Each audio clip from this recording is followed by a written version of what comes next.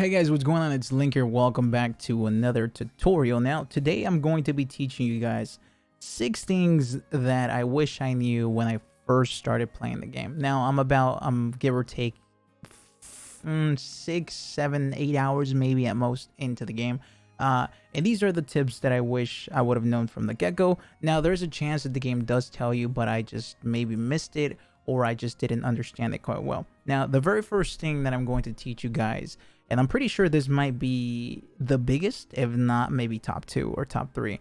Now, when you go over to the Studio Palmo to get yourself more furniture or different things like a foraging station or crafting station or something along the lines of that, Palmo, I'm pretty sure is the guy's name, or whatever his name is.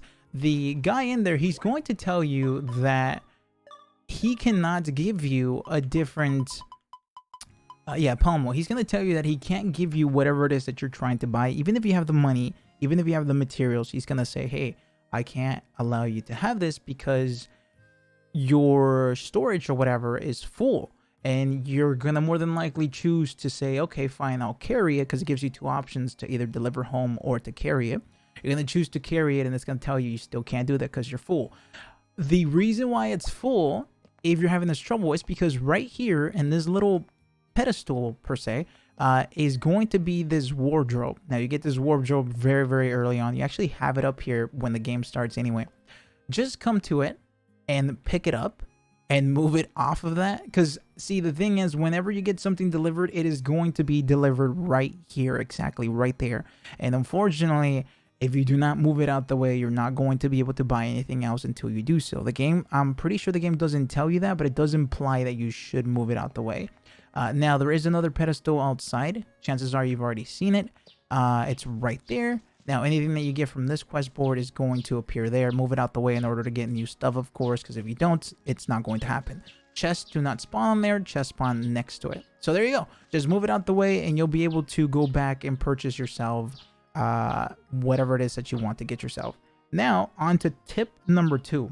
This is another pretty good one, honestly. Now, if you notice, there's a couple plants down there on the ground and whatnot. Some of them are different, like these 2 right here. This one and this one look the same. This one's a little bit different.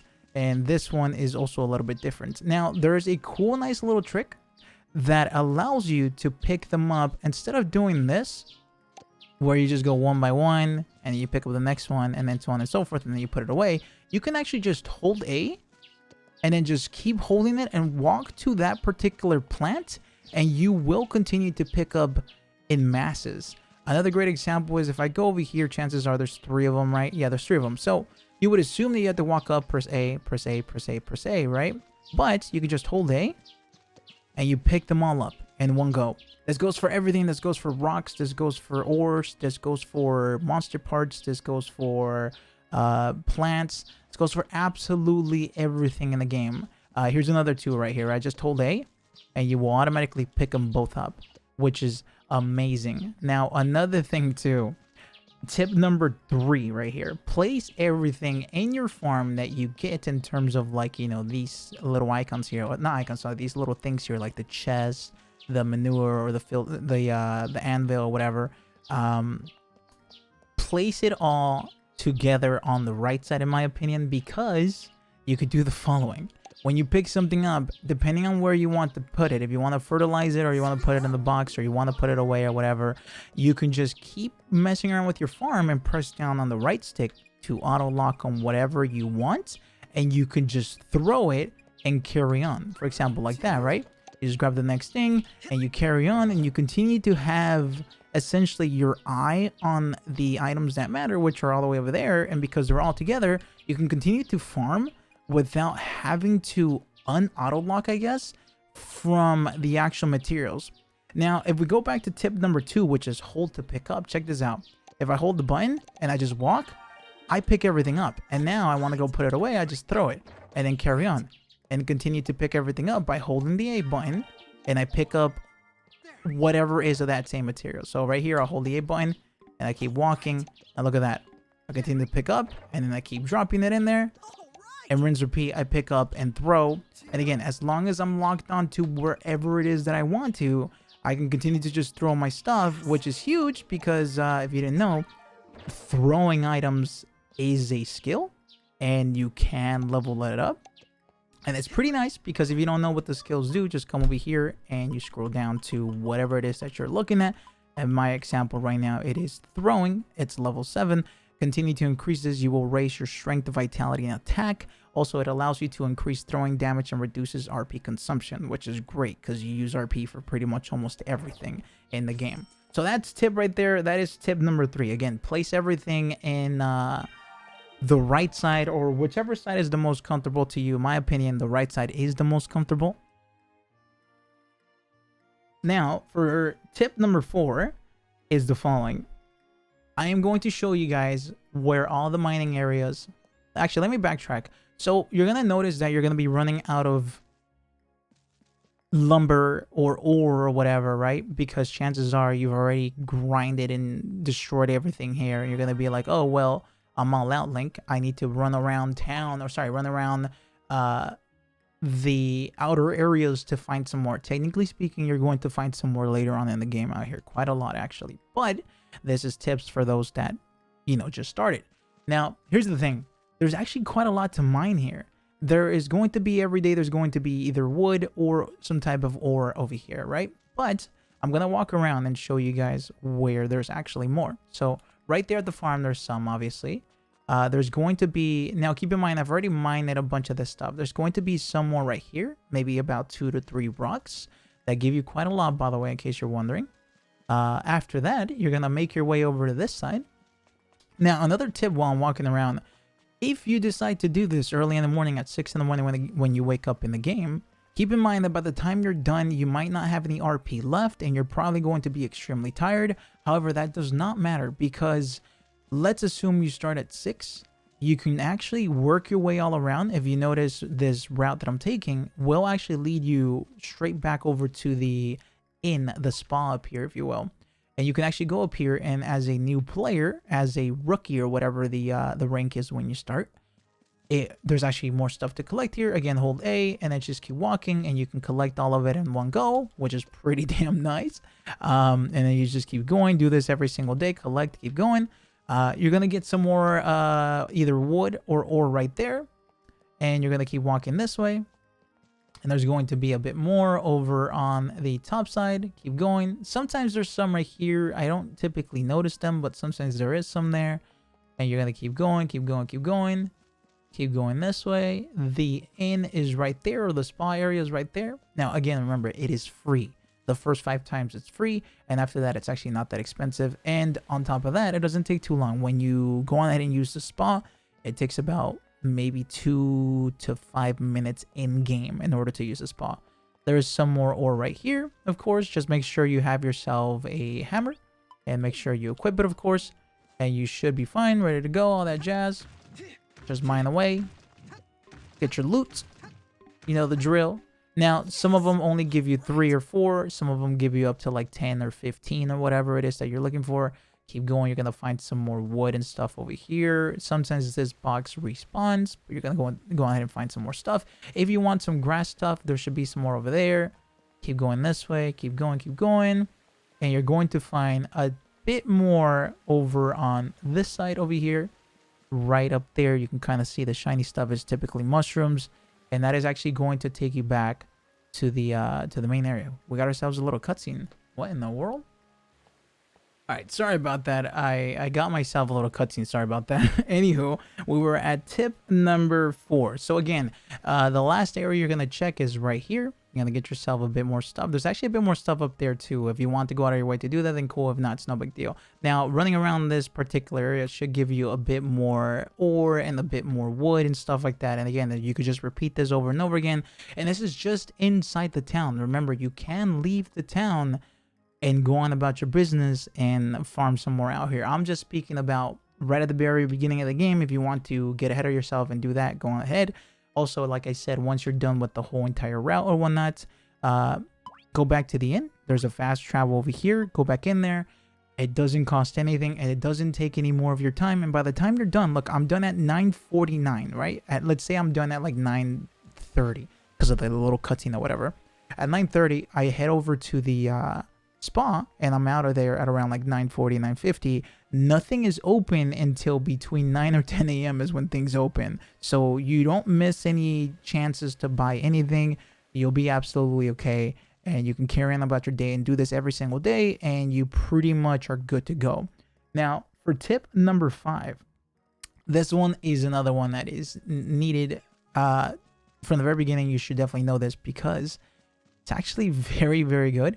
And for some strange reason, this game fails to tell you. Now, if you've played any other Rune Factory, specifically Rune Factory 4, for example, Rune Factory 4 has this thing where every monster you look at least majority of them, have a level. And of course, your character himself has a level, but you typically associate your level with said character with said monster on whether or not you're able to defeat said monster. And chances are, if they're lower level than you, you more than likely can defeat them. Now, this game doesn't have that. In this game, whatever you see, you could just fight. And it's all cool and all, right? Because you're fighting, you're having a good time or whatever. But the thing is, there's certain monsters you cannot fight and you should not fight. Now, I myself have died a couple times. Now, I'm going to show you something. So if you look at these little chipmunk-looking things, you'll notice that at the top, it shows you their name and then the little icon. Okay, so all these guys right here, no matter what level you are, if you come over here right away from like level 1 to 5, give or take, you're going to notice that they're fine. Their names look exactly normal, nothing crazy, everything's all good, whatever. But if you come back here, you're going to notice that there's a couple mobs that spawn back here that are not okay. These guys, let me just kill these dudes real quick. Get these out the way because they're going to be rather annoying. I could already tell. Thankfully, I'm already overpowered for this, so it's all good. Okay. These guys right here, you see their names are yellow or orangey, if you will. These guys mean I can fight them, but they're going to hit me a little bit more on the hard side. So you need to be a little careful. Again, I will go up to him and try to auto-lock him real quick. There we go. They are a little bit on the orange side. If they're red, do not go to them. They used to be red before I started this tutorial. Now they're, of course, I've leveled up. They're now orange. If they're white, attack them. If they're orange, you can attack them. They're going to hit you hard, but you should be able to attack them without a problem. They're just going to hit you harder than usual. But if they are red, if their name is red, do not mess with them. You want to mess with them by all means, but if they hit you one time and one time alone, you are dead. Again, this game doesn't have the level system that Rune Factory 4 and so on and so forth have, which was good because you could, you automatically knew what the hell to keep away from, which was great. But again, this game doesn't have it. So in case you're wondering, why am I dying? How do I know what to attack? How do I know what to not attack? Now you know. These guys are all white. I'm pretty sure there's a red one over here. So let me go over here and check this out real quick so I can give you guys a proper example. There's a chance they're not red because I'm pretty sure they're also orcs. So they might be in the yellow category. So let's go check here. I haven't seen anything other than red, yellow, and white in case you guys are wondering. So if you see something other than red, yellow, and white, chances are you want to stay the hell away from these guys. All right, so yeah, these guys are also yellow. So there you go. That is tip number 5. Now, tip number 6. This is another good one. Now, if you've played any of the Rune Factory games before, pretty much ever, you might already know this. But in case you don't, we're going to go back to, I say go to any place you want that is save. Personally, I just go back into my house. And you're going to need the following. You're going to need, so it's going to sound a little weird, so let me actually go in here and explain it. Now, this game has a level system for absolutely everything. A level system for farming, level system for throwing items, level system for talking, level system for buying, level system for selling, you name it. There's so much stuff that you can level up in this game. Now, there's one specific called walking. There used to be a dashing and walking. Now they're together. Walking gets leveled up if you walk, and it also gets leveled up if you run. They're stacked now. Now, the thing with this is, if you notice, I have that one leveled up further than the other ones, at least in this account. Now, the thing is, funny enough, all you need is either tape, a rubber band, or some type of heavy item. And what you're going to do is you're going to stand anywhere you want inside the room. Personally, I like to stand right here. And you're going to tape your left thumbstick, your moving stick, forward. Or you can press it down with a rubber band or with something heavy, and you're going to just leave it like that while you do something else. I don't expect you to do this while you're actually gaming. Do this while like you're eating, or you have to go somewhere real quick or whatever. Now, here's the thing. Don't do this overnight. do this if you have like 15-20 minutes to spare, because you do have to keep track of the time on the top right. Time still goes through here. The only thing I need to tell you is at around 10:30 p.m. you need to stop moving and go to bed. I don't know if you faint in this game. I haven't noticed yet. If you know that you do not faint, keep at it, break a leg, whatever. But if you tape your thumbstick up, you will continue to level up that skill, which is great because you're not doing anything. You could do this while you're doing your homework. You can do this while you're watching something. You could do this while you're eating. You could do this while, I don't know, you're brushing your teeth or whatever. It doesn't matter. You could just tape it and continue to move forward. And by doing this alone, you are continuing to level up the, what do you call it? The walking ability. So just keep that in mind. And in case you're wondering what it does, if you level this up, it will allow you to increase your max HP, RP, and vitality. Vitality is health. RP is the blue meter, the mana, if you will, or the stamina, whatever you want to call it. And then HP, well, that's straightforward. That's your health. And you should want to do this because of that. Anywho, that is it for all the tips. Hopefully this helped you out. If it did, please like the video, please subscribe. And if I have some more tips, if I have about like 5 or 6 more tips, I will make a part 2 to this or something along the lines of that. And if you yourself have any other tips and you want to put them in the chat, excuse me, not the chat, if you want to put them in the comments down below, please do so. It would actually help out the Rune Factory 5 community. So have yourselves a good one, and I will see you guys next time.